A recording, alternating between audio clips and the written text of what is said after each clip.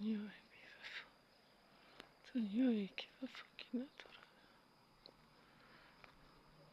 که هممون در این دنیا میگردیم و بازم میریم منزل خاموشان، منزل خاموشانه که خب نه فکری دنیا نه فکری جهان نه فکری چیزی ندارم.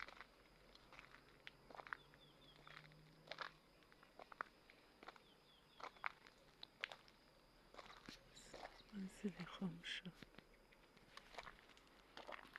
آی عزیزی من که خوبه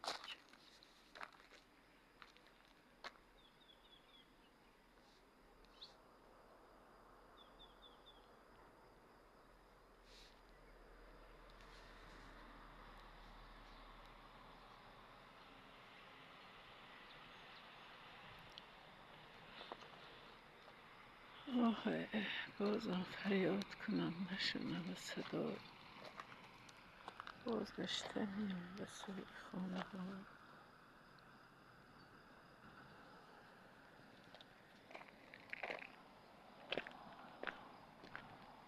هرچند سخن کنم جواب ندید،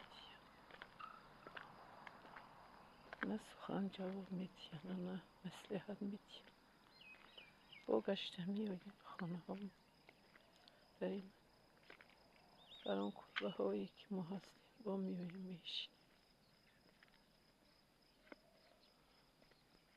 نه جواب به ما میدی نه برای نه به کاری ما، نمیگد که تو خوب هستی یا بد، نمیگه که تو برای بیا. ما موندیم تنها در خانه، در لانه بیاری بیوفا، احیاری بیوفا، تنها موندی و رفتی.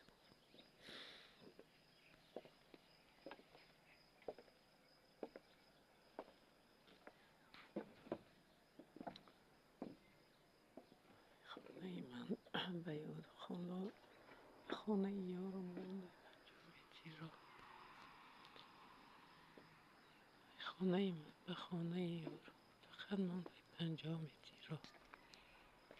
باز من میام به خانه خودم، یاری من میمونه در خانه خودش، در خانه اخیرتش.